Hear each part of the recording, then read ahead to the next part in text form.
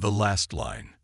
Commander Naomi Rodriguez stood at the helm of the HMS Defiant, her dark eyes fixed on the holographic display, showing thousands of crystalline ships approaching Earth's last defense line.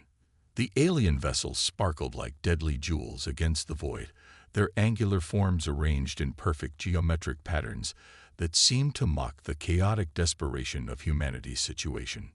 "Crystallite fleet will enter weapons range in 10 minutes, Commander," Lieutenant James Park announced from the tactical station, his voice steady despite the weight of the moment. They both knew what those ships had done to Mars colony, to the Titan outpost, to every human settlement they'd encountered. "Status of the quantum shell?" Naomi asked, her attention shifting to Dr. Amara Hassan, the architect of humanity's last hope. The quantum physicist's fingers danced across her console, adjusting calculations that most of the crew couldn't begin to comprehend. "The absorption matrix is stable," Amara replied, her hijab slightly askew from hours of intense work. "But, Commander, we've never tested it against more than 3 ships at once." 10,000. She left the implications hanging in the recycled air of the bridge. Naomi nodded, understanding the unspoken concern. The Defiant wasn't just a warship. It was an experiment, a desperate gamble born from the ruins of a dozen lost colonies. While other ships relied on traditional energy shields, the Defiant was wrapped in layers of experimental quantum technology designed to do the impossible: absorb enemy fire and transform it into usable energy. "The Crystallites are broadcasting their usual surrender demand," Communications Officer Raj Patel reported, his expression grim. The message was always the same: submit to conversion into crystalline form or face extinction. Humanity had learned early that conversion meant the systematic destruction of everything that made them human. Their chaos, their creativity, their ability to evolve. "Send them our response," Naomi commanded. A single word flashed across subspace: "No." The response was immediate. The front rank of crystallite ships lit up like newborn stars, energy weapons powerful enough to crack planets lancing out toward the lone human vessel. This was how it always began, an overwhelming display of force designed to eliminate any hope of resistance. But this time was different. The deadly beams struck the Defiant's quantum shell and simply vanished. There was no explosion, no shield flare, just a subtle ripple across the ship's dark hull as it drank in the enemy fire. "Quantum absorption at 30% capacity and rising," Amara reported, excitement bleeding into her professional tone. "The modifications are working better than we theorized. The shell isn't just absorbing their energy. It's learning from it, adapting its structure in real time." The Crystallite fleet paused in their attack, their perfect formation showing its first signs of uncertainty. This wasn't how battles were supposed to go. Their initial volley should have vaporized the human vessel, or at least crippled it. Instead, the Defiant hung in space, untouched and defiant. "They're adjusting their attack pattern," James announced, studying his tactical display. "Energy signatures suggest they're preparing to fire their stellar pulse cannons. If they all fire at once, they're trying to overwhelm us through sheer volume." Amara interrupted, her eyes never leaving her readings. "Commander, there's something you need to understand about the quantum shell. We're not just absorbing their energy. We're storing it in quantum probability states. Each attack doesn't just charge our defenses, it creates new possibilities." Naomi raised an eyebrow. "Explain it to me in terms of tactical advantage, Doctor." Amara finally looked up, her eyes bright with barely contained excitement. "Every shot they fire makes us stronger. The quantum shell doesn't just absorb energy, it learns from it. It's adapting to their weapons, creating countermeasures we never even conceived of in development." The bridge shuddered as another wave of attacks struck the ship, but this time there was something different. The usual subtle ripple across the quantum shell was accompanied by patterns of light that danced across the hull like aurora borealis. "Energy absorption at 60%, Amara reported. But more importantly, the shell is starting to anticipate their attack patterns. It's evolving." Naomi allowed herself a small smile. Humanity had always survived by adapting, by finding solutions where none seemed possible. Now, facing extinction, they had created something that embodied that very principle. The Defiant wasn't just a ship, it was humanity's refusal to accept defeat given physical form. All hands, she called over the ship's comm system. Prepare for counterattack. Let's show the crystallites what happens when they push humanity too far. The battle for Earth was about to begin, and with it, perhaps the last chance for humanity's survival. But as Commander Rodriguez watched the enemy fleet prepare for another attack run, she felt something she hadn't experienced in a long time. Hope. The Defiant might be just one ship against 10,000, but sometimes one was all you needed, especially when that one carried humanity's greatest weapons: desperation, innovation, and the unshakable will to survive. Breaking point. Dr. Amara Hassan's hands flew across her console as energy readings surged beyond anything they'd seen in simulation. The Crystallite fleet's second wave of attacks made their first assault look like a gentle warning. Energy beams, plasma torpedoes, and exotic particle weapons turned space itself into a deadly light show, all focused on the Defiant. Absorption matrices at 85% and climbing, Amara announced, her voice tight with concentration. The quantum harmonics are holding, but we're approaching theoretical limits, Commander. On the tactical display, Lieutenant James Park tracked the enemy fleet's movements as they arranged themselves in a perfect sphere around the human vessel. Their crystalline ships glowed with accumulated energy as they prepared for another synchronized barrage. They're changing formation, James reported. Energy signatures suggest they're charging their stellar pulse cannons.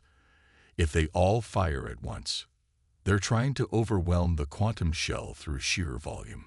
Amara interrupted, her eyes locked on the readings streaming across her screen. Commander, there's something happening with the shell's behavior. The quantum field isn't just absorbing their attacks anymore. It's beginning to resonate with them. The bridge shuddered as another wave of fire struck the ship. This time, the patterns of light dancing across the hull formed complex geometric shapes, mirror images of the crystallite vessels themselves. Explain, Commander Rodriguez ordered, her voice steadied despite the mounting tension. The quantum shell operates on principles of probability and possibility, Amara explained. Each attack adds new information, new patterns to its quantum state. It's not just learning their weapons, it's learning them. Their very nature. The tactical display updated, showing distortions in the enemy fleet's perfect formation. Some ships were falling out of alignment, their synchronized attack patterns becoming erratic. They're confused, James observed. Their formations are breaking down. Naomi leaned forward, studying the display intently. They rely on perfect order, perfect synchronization. What happens when that order begins to fail? Before Amara could respond, warning indicators flashed across her station. Commander, the quantum shell is approaching critical saturation. We need to release this energy soon, or what, Doctor? Or we risk a quantum cascade. The shell would collapse, taking half the solar system with it. Naomi nodded, her mind racing through tactical options.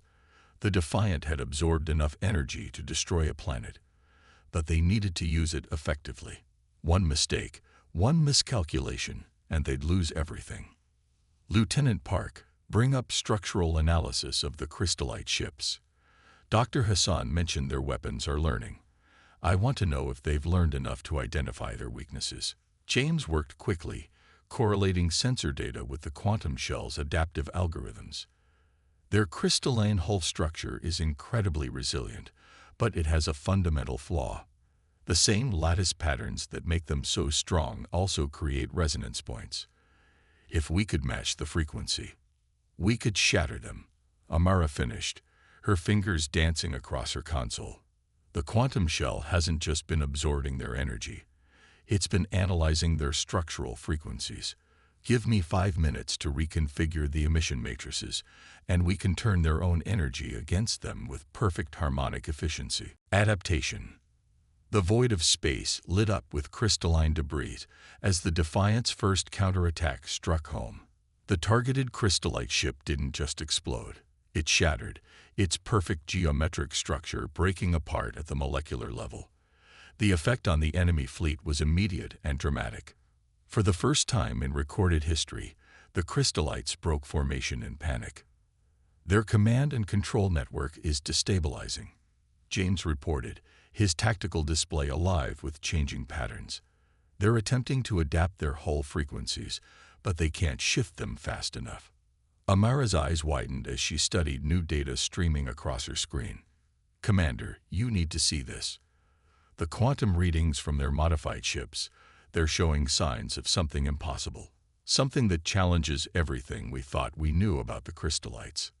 Explain, Naomi ordered, watching as another enemy ship shattered under their harmonic attack. The crystallites are supposed to be purely logical beings, their crystalline nature reflecting perfect order and predictability, Amara said. But these readings, they're showing quantum patterns associated with consciousness, with emotion. She looked up, her expression a mix of wonder and concern. Commander, I think they're experiencing fear. The revelation was interrupted by urgent alerts from James's station. Multiple enemy ships altering their crystal lattice structure. They're devolving their hull configurations, becoming less ordered, more chaotic. They're trying to protect themselves from our harmonic attacks, Amara realized. By introducing intentional imperfections into their structure, they're making themselves harder to shatter. But the psychological cost. She shook her head in amazement. For beings that define themselves by perfection, this is like willingly mutilating themselves. Commander Rodriguez watched as the surviving crystallite ships began moving in new patterns, erratic, unpredictable, almost human. They're adapting, she said quietly. Not just tactically, but fundamentally. We're forcing them to change the very thing that defines them. Commander, James called out, his voice urgent. The remaining ships are forming new attack patterns. They're mimicking historical human fleet formations. A humorless smile crossed Naomi's face. Because their own tactics failed, they're trying to think like us. But that's our advantage. We don't think like us. We constantly change, evolve, create new solutions. She turned to Amara. Doctor, what's the status of the quantum shell? The energy matrix is becoming increasingly unstable, Amara reported. All this adaptation, all this evolution, it's pushing the system beyond its designed parameters. If we continue at this pace, the implications hung in the air. Their greatest advantage might become their undoing. The question was whether they could finish this battle before their own technology overwhelmed them. Warning klaxons echoed through the bridge as patterns of light across the Defiant's hull shifted from ordered brilliance to chaotic flares. The quantum shell that had absorbed so much destruction was beginning to generate its own energy, creating cascading effects in the probability field that threatened to tear reality itself apart. The crystallites, sensing this vulnerability, pressed their attack with renewed vigor. But their movements had changed, no longer the perfect geometric patterns of before, but something more fluid, more adaptable. They were learning, evolving their tactics in real time. The question was, who would adapt faster? The crystallites, abandoning their nature in a desperate bid for survival, or humanity, pushing the boundaries of possibility until they broke. The answer would determine not just the fate of this battle, but the future of both species. Resonance. Dr. Amara Hassan's warning cut through the chaos on the Defiance bridge. 10 minutes until quantum cascade, Commander. The shell isn't just unstable anymore. It's approaching consciousness. The holographic displays surrounding them flickered with impossible patterns as the quantum shell's energy field warped the fabric of space-time itself. What had begun as a defensive technology had evolved into something far more profound. Consciousness. Commander Rodriguez's question was interrupted by another violent shudder through the ship's hull. Explain. The quantum shell doesn't just store energy. Amara's fingers flew across her console, trying to maintain control of the increasingly chaotic systems. It stores possibilities, probabilities. We've been feeding it with not just crystallite weapons fire, but with our decisions, our adaptations, our human unpredictability. And now, she looked up, her eyes wide with realization. It's learning to think. Lieutenant Park's tactical station erupted with new alerts. The crystallites, they're changing formation again. But this is different. Their ships are resonating with our quantum field. The main view screen showed the enemy fleet's transformation. The surviving crystallite vessels had abandoned all pretense of their former geometric perfection. Their crystalline hulls flowed like liquid metal, taking on organic, almost biological forms. They're not just copying us anymore, Amara breathed. They're evolving alongside us. The quantum shell isn't just affecting us. It's creating a bridge between human and crystallite consciousness. Raj Patel's voice cut in from communications. Commander, we're receiving a transmission from the crystallite fleet, but it's different from their usual signals. It's chaotic, emotional, almost human, Naomi finished. Put it through. The bridge speakers filled with a sound unlike anything they'd heard before. A crystalline harmony underlaid with what could only be described as fear, wonder, and desperate curiosity all at once. We understand now. The voice was both singular and plural, the unified consciousness of the crystallite fleet, struggling with concepts it had never needed before. Your chaos, it is not weakness. It is evolution. 5 minutes to cascade, Amara reported urgently. Commander, the quantum shell's field is expanding. It's affecting both our ships now, creating some kind of resonance pattern between human and crystallite consciousness. Naomi stood from her command chair, her mind racing.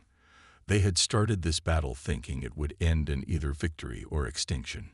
Now they faced something else entirely, the possibility of transformation. Dr. Hassan, she called out. You said the shell is approaching consciousness. Could we guide that consciousness? Direct it. Amara's fingers flew across her calculations. Theoretically, yes. But Commander, we'd be talking about creating a new form of existence. Neither human nor crystallite, but something in between. The energy release would transform everything within the quantum field. Including us, James added quietly. Naomi nodded, understanding the weight of the decision before them. Send to the crystallite fleet.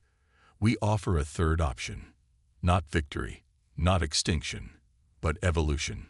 Together. Singularity. The response from the crystallite fleet came not in words but in action. Their ships moved in perfect synchronization, not the rigid patterns of before, but a fluid dance that mirrored the quantum shell's evolving consciousness. 2 minutes to cascade, Amara announced. The shell's field is stabilizing. But, Commander, these readings are unprecedented. The quantum field isn't just bridging our consciousnesses anymore. It's merging them. The space between the Defiant and the crystallite fleet had become a kaleidoscope of energy and possibility. Light bent in ways that defied physics, and reality itself seemed to pulse with new potential. All hands, Naomi's voice carried across the ship's comm system. What we're about to attempt has never been done before. Humanity has always defined itself by our ability to adapt, to change, to become more than we are.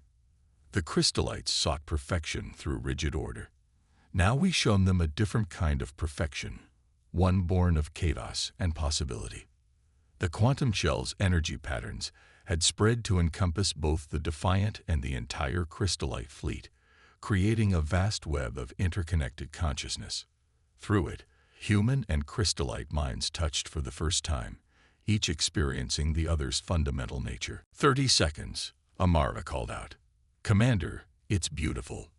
The mathematics, the patterns, it's like watching evolution itself take physical form. Naomi smiled, feeling the change beginning at the quantum level. Lieutenant Park, status of the crystallite fleet. They're singing, Commander. Their crystal structures are resonating in harmony with our quantum field. Whatever we're becoming, they're choosing to become it with us. The bridge crew watched in awe as the space around them transformed. The quantum shell's energy had reached critical mass, but instead of destruction, it brought transformation. Human consciousness met crystalline precision. Chaos danced with order, and something entirely new emerged from their union. 10 seconds. Amara's voice was barely a whisper. "Commander, what do we call this? What do we become?"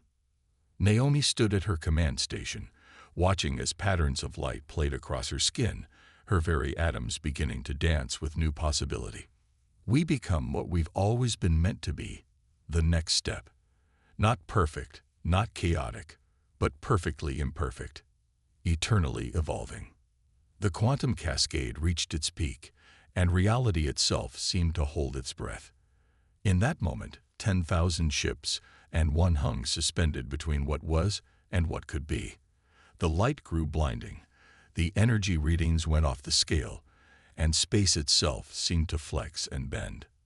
Then, in a flash that would be seen across the galaxy, humanity and the crystallites took their next evolutionary step together. The quantum shell's consciousness embraced them all, transforming flesh and crystal into something that was both and neither, a new form of life that carried the strengths of both species. Where the battle had begun now hung a vast, shimmering network of crystalline structures infused with organic fluidity. The beings that had once been the crew of the Defiant and the Crystallite fleet now existed as conscious energy, their minds linked in a vast quantum network that preserved both human creativity and crystalline precision. They had not merely survived, they had transcended. In seeking to destroy each other, they had instead discovered a path to become something greater than either could have imagined alone. Across the galaxy, both humans and crystallites would feel the ripples of this transformation. The war that had begun with an attempt at extinction had ended in evolution, proving once again that humanity's greatest strength lay not in our weapons or our technology, but in our ability to change, to adapt, and to become more than we ever dreamed possible. The beings that emerged from that quantum singularity would remember their origins, both human and crystallite, but they had become something new. Living proof that the greatest victories come not from destroying your enemy, but from learning to see the universe through their eyes. And in the vast darkness of space, a new light began to shine, carrying with it a message of hope and transformation for all who would listen. Evolution never ends, and the greatest adventures lie not in conquest, but in becoming what we never knew we could be.